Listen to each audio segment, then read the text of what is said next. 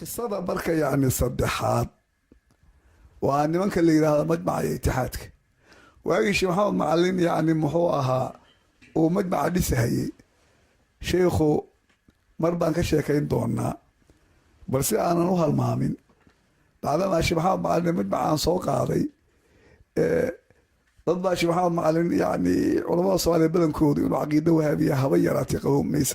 كما يسمع من سنين أنا ولا ضدك السيدة قبانها لكن ده على شيخو لها باجي ديو قاركوتهم أي كين هيان ما قرت مركا هدي لها يلا يلا محاضرة واحد جدا جيدين دونه عوان كيدو وياي شهاد معلم واكما ديالي ما ننسى ديري وحيالي أنا أنكو جاي وأنكو أركي أنك هدري دونه إيه وحيالها dadka qaarkood loo uu sameyn jiray oo markaa dadka qaar ay u qaateen ninkaani inuu ama wahaabi yahay ama dhalinyaradii wahaabiyada asagu ta aasaasay uu fakarka ka wahaabiyada ku aasaasay waayo waxaan saxwada lagu magacaabo asalkeeda asagu inuu bilaabay way jidhaa taa marka meeshaas aan uga hadli doonaa wadaadka marka sheekh al-kulli buu ahaayo dabacdiisaasa ka mid ahaydoo majmaca markii yani uu dhisahayey qolo walbu isu keenay waa majmacii yani qolooyinkii dariiqada ragata culamaa waaweyn baa ku jiray markuu asaasahayey wuxuu soo geliyey islaaxiibuu u yeeray wuxuu u yeeray itixaadkii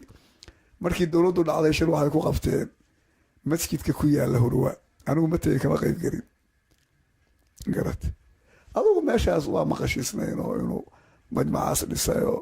rag dariiqa ay ku jireenoo firqooyinkan kale ku jireenoo marka waagu inkastoo sheekha aan isnaqaanay ma garat marka waagii uu dhisay laba qolaa ka baxday nimanka la yidhaahdo itixaad iyo nimanka la islaax labaduba markii la dhisay kabacdi xoogaa la joogay majmicii way ka baxeen itixaad ayagu soobkay uga baxeen sidii isla markiiba na soo gaarto dadkoo dhan ay ka sheekeynayeenoo wax qarsoon maaha waxay yidhaahdeen annagu qolooyin mushrikiina xisbi la wadaagi maynayna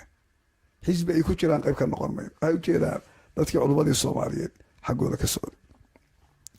qolaan ayagu islaaxu xag diineed maahan adugu ujeedooyin maaragtay siyaasadeedoo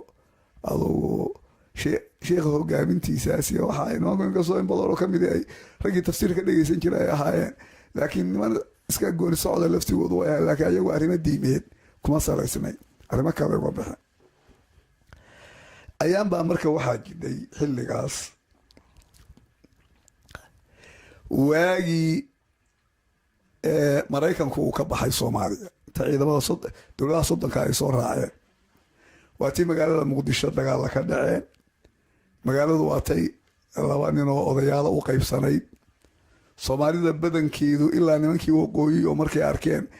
xamar inaan xal ka soo socon ayagu goosata ku dhawaaqeen oo marka horeba qorshahoodu uusan goosad ahayn oo jabhadoodaba inay goostaan aysan marka horeba ku asaasin laakiin ay arkeen inaan xal ka soo socon magaalada muqdisho weliba ninkii sargaalka ahaa ee caydid la oran jiray oo intii dowladdu joogtay ay ballamada galeen ballankii ay galeen inuusan meeshaan soconayne rag kaloo ayaguna u a c oo awood lihi inay magaaladii ka bilowdeenoo awalla qaarkood dabadaha ay jireenoo ayagiina dad wada socda aanay waatay ayagu goosteenoo marka isaga dhawaaqeen laakiin soomaalida qaybaheeda kale labadaas oday bay u qaybsanaayeen ma jirinin waxa kan hadda aada usii farcabay qolana waxa weye nin bay raacsanayd qabiil kastaba ha ahaadeena qolana waxay raacsanaayeen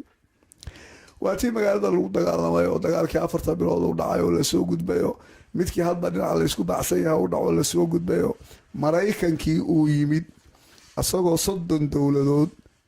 ay daba joogaan u yeertay oo islaam laho gaalo laho wax walba laho arrintaasi markay dhacday hal sano intii ku dhawaada baxaladu waxay shib ya shib dagaal ma jiraan nabadgelyo ma jidho magaaladu waa qaybsantaa inta badan la iskuma socdo weliba dhinacyada qaarkood anigaa marka waxaa igu soo dhacay shirarkii dadka loogu yeeri jiray waa iska joogsadeen wax walba waa lasoo maray intaasoo shir baa lasoo maray hataa inta maraykanku joogay shir etoobiya laysugu tegay baa jiray kuwo ka horreeya noocaas waxaas oo dhan waa lasoo gudbay shib bay hawshii noqotay markaas aniga waxaa igu soo dhacay talo bal haddaa inta isku daydo wadaadda inta aruuriso ahlu sunnaha ah shaxaa macalina aad u tagto aad istirahdaan bal labada qole inaan inta u tagna isaga dabqaadno. hadda waa un iska hol weeye moogta hawsha waana cakiray, laakiin markaa wax walba waa soo dhammaadeen, dadku quus baa la maraya. ummadiina dowlad bay u baahanta. rag baan marka fakarka ula tegey. sheekh maxamed cali wacayso ka mid ahaa, qaarkood waa dhinteen. cabdijaliil baa ka mid ahaa, waxaa ka mid ahaa sheekh xasan, sheekh yuusuf jimcaala ka mid ahaa. inta ragga hadda aan ka xusuusanahay rag kalena way jireen. waa laygu waafaxay bal waa isku dayeyna. sheekh maxamed macalin baan u imid, isagoo marka waxaan la kulmay sheekhana horaan isku baranno oo mar baan ka sheekayna. isagoo markaa sokore ay ku dhacdo oo sokore hayso oo baryaha lalahaa hataa 500 bay gaarso. 500 waa inta hadda annaga waddankeena 50 laga cabiro. arrintii baan ku soo qaaday. wuxuu yidhi waa arrin fiican, laakiin aniga maanta marxaladaydu meeshaasay maraysaa buu yidhi. weli hataa markaa hadalkii waa laga ilaalinayaa. hadda ka horna wuxuu yidhi adiga wadaadadan kala noocaayoo kala duwan baan xataa kulli isugu yeeray buu yidhi, anigoo bal arrintaa xal in loo helo. mise dheer buu ii galo hadda aana ka sheekaynayno. hadda markaa kolba uu damca hawsha inuu galaa waa markay meeshii ugu darayd maraysay. mise marka gaarahoo haddee qabyaaladi dadkii ay ka muuqato oo nimanka madaxda qaarkood si walba loo weerarhayo oo kale iyo waxyaalaha. marka hadalla ay shiikha ugu jawaabeen oo markaas aad la yaabayso shiikhu uusan mudnayn. marka anaa hadda ka hor ka quustay buu yidhi wadaadinta la isugu yeero. laakiin hadda maanta marxaladani tii horena waa ka bedelood. marxaladan baa la maraya. se kolba waa markii hawlu waayay waqti hore ahay.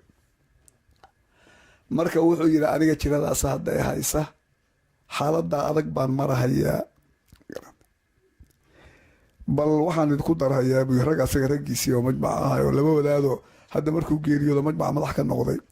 oo nina ninka hadda madaxda ka ahuyo sheekh yuusuf cayntaa la yidhaahda.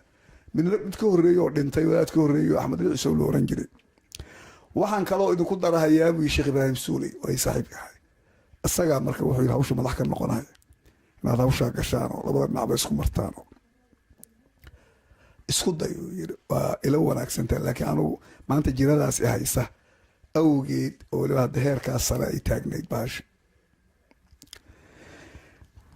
arrintii marka waa is aragnay. guri kolba ayagu ay ku shiri jireenoo ilmo shacali suufi guryahooda ka mido mashaahidka ku dhegan, meeshaasay yidhaahdeen aan isugu nimaadno. meeshii baan wadaadadii aniga ila socday iyo ayagii iyo meeshaasaan isugu nimid. marka sheekh ibraahim suuleygii waa yimid. marka qisadan macnaha waxaan u soo qaaday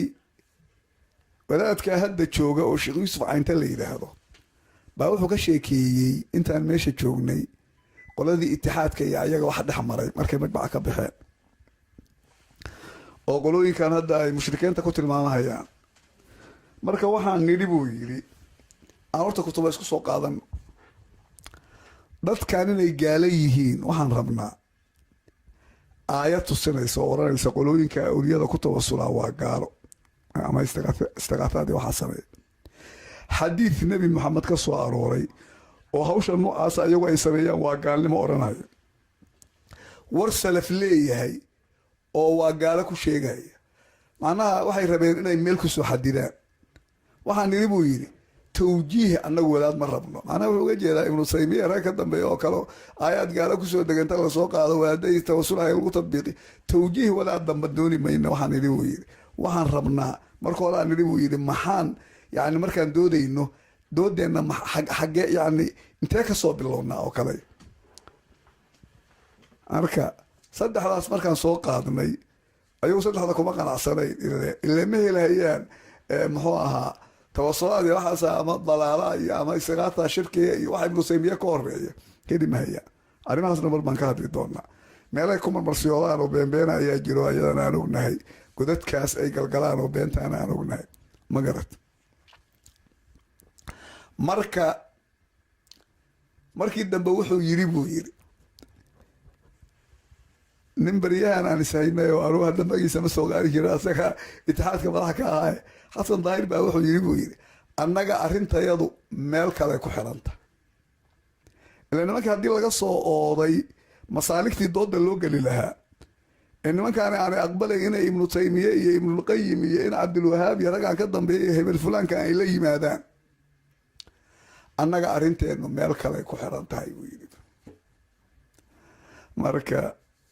هذا ثام معناه هذا ولا سكرنا هي معناه هذا حوي أنا فكر كوهابية العقيدة سنة هاي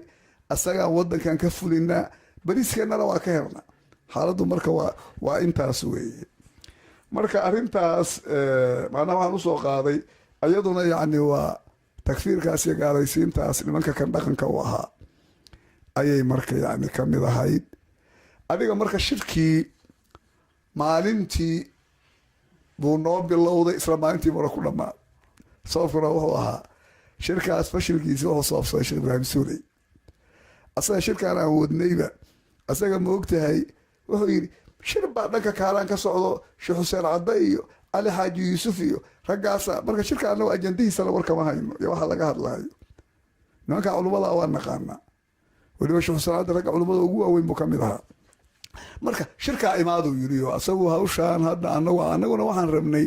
inaan inta shirno oo aan waxyaale isla dejinno aan nimankaa siyaasiyiinta ah aan ula tegayno aan isku dayno inaan ku heshiisiino midda kalena meesha uu leeyahay hala yimaado xilligaas ragga kan anigu meeshaan aan soo ururiyey aniguba ka mid baan ahay hadda xilli waxay ahayd meelaha qaarkood haddii la tago oo dadku ay isaga gudbaan meelaha qaarkood qofku naftiisu khatar ay gelaysa asagoo wuxuu garabsanaa la araga meeshiina nabadii heshiis kama uusan dhicin annagii marka ma noo suurtoobayn walaba annagu cid dagaasha aanan shaqo ku lahayn laakiin inaanta iska orodno haddaan tegayna meesha iyadoo asaga waxaan weliba si gaara ugu danaynaynay dhankan annagu aan joognana wuu deganaa dhankaa kale culummada xagga iyo siyaasiyiintoodana aqoon buu la lahaa oo xiriir buu shiikhu la lahaa in marka dadkoo dhan ba yaqaana ayuu marka ahaa weliba bacdama asagu uu reer koonfurna ahaa marka horena asalkiisu beledweyne uu ka yimid hamarna uu ku noolaa ilaa lixdameeyadii ka hor aad buu dadkaas maaragtay reer muqdisho aad buu u yaqaanay oo maaragtay deegaanka u badan marka arrintaasi marka waxay noqotay fikratun maatat fii mahdiha bay noqotay waxaa la yidhaha fikrad yacni dargadeediiba ku dhimatay oo meeshaas iskumaanan imaanin marka qisadaasna ayadan waxaan usoo qaada waa qiso kaloo hadda takfiiriyo la ogyahay wey shabaha maalinna si gaaraan uga hadli doonaa bacdamaa warkiisa aan soo qaaday wallahu subxaanahu watacaala aclam